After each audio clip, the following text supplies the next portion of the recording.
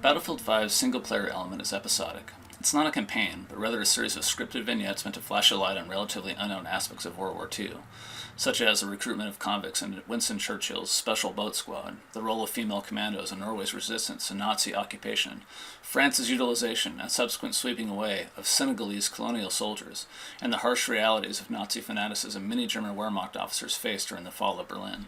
Here you can see some of the vignettes. I'm going to choose My Country Calling, which is the intro to Battlefield 5. You choose a difficulty level and proceed from there. The game is, and I'd say EA is, and DICE is fairly cinematic. Not even fairly cinematic. Pretty sophisticated in their cinematic presentation of their games. In that sense, though, they, starting with, I'd say even maybe Battlefield 4, they sort of left behind strict single-player narratives that are meant to develop a character. That said, each of the 4 vignettes that we saw earlier in this video is focused on a singular character. They're just not developed overtly over the course of the game as a primary protagonist. They're simply meant to be a slice of different perspectives that you see regarding how EA and DICE want to present World War II. And here I think you get into a certain, or EA and DICE are getting into a certain cultural consciousness about video games that let people play at war, and maybe the idea that that's insensitive relative to the reality of war, whether that's an inherent contradiction or not. It's something that they're conscious of with Battlefield 5, and I think they're trying to make a statement about relative to their relationship to what they're presenting as a game, and also the subject matter of that game, and hopefully we'll get to that by the time we get to the end of this video, relative to the type of comment they're making to the player about playing these types of games as a sort of a way into thinking about warfare, the history of warfare and humanity.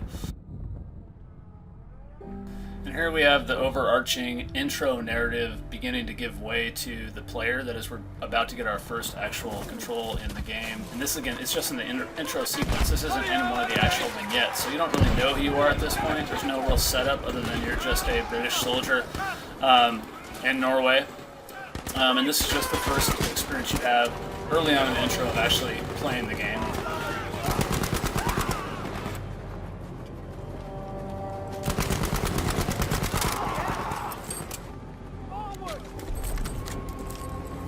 What the intro does with each of these small little sections that you get to play through has nice segues between them, moving from geographical location to geographical location, but your control of the player is sort of only partial. That is, all these vignettes end with you basically dying. That is, you don't really have much control to affect the game or to win the game or to beat a level. We fought everywhere, in every condition known, using weapons we had never dreamed of. But death is death, no matter where you are. And suffering is the same in every language.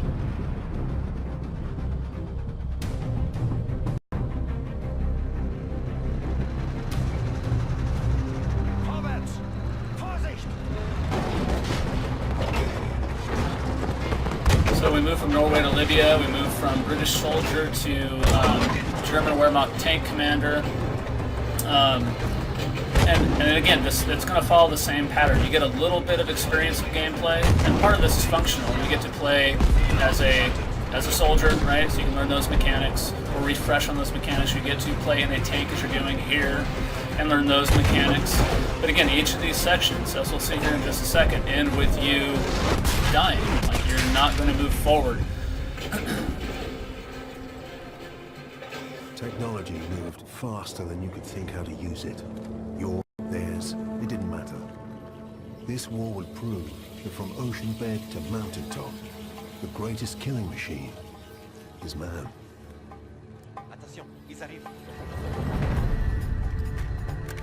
So as the game again gives you control of a character, in this case a sniper, again you have DICE and EA trying to say something about the type of power that they're giving you as in playing a war game and being able to put other human beings in your crosshairs and killing them without much discrimination.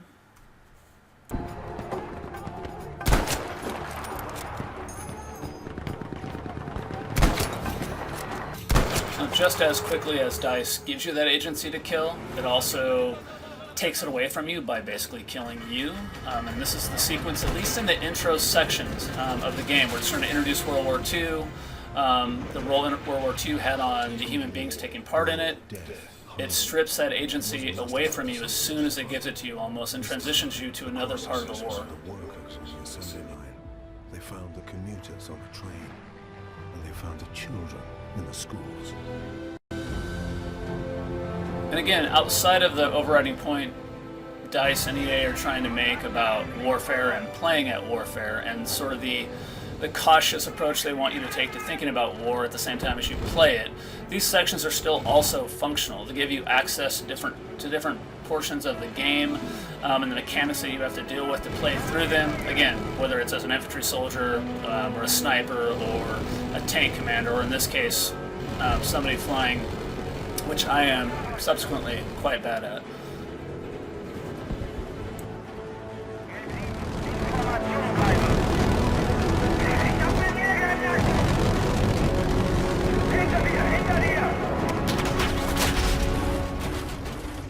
Airmen, infantry, volunteers, conscripts, them and us. It didn't matter where the danger came from. The threat of death unified everyone.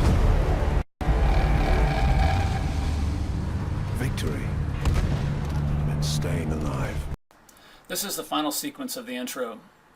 And what we're going to find is DICE sort of ultimately, relative to the overriding point and cautionary approach it's taking to playing at warfare, it's going to make that statement at the end. And we'll see whether or not we think it gets a little thin red line-ish in its sort of approach. That is, it's making sort of this metacognitive, reflective commentary on warfare and what it means relative for humans to kill other humans. Using modern technology.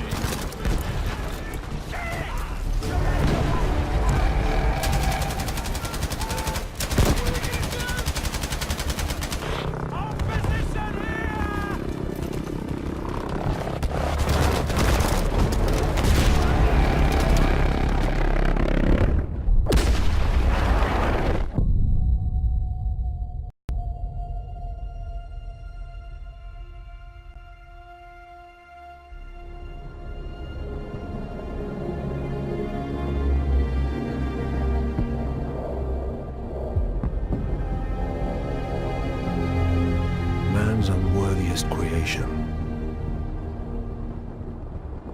What led it back to us? Does a hidden hand guide it? Birthing us in violence and blood? Ending us in fear? Alone?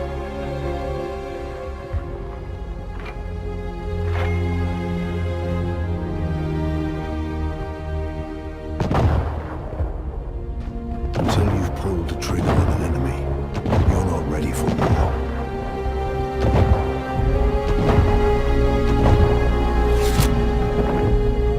You're only ready to die. So I'll leave this just by asking whether or not DICE is suggesting that though you can play its games about war, you're quite obviously not ready to experience war, right? Or that the games themselves obviously don't, or you would hope it would be obvious, don't prepare you for war or combat or for what it's like to be a soldier in a combat zone.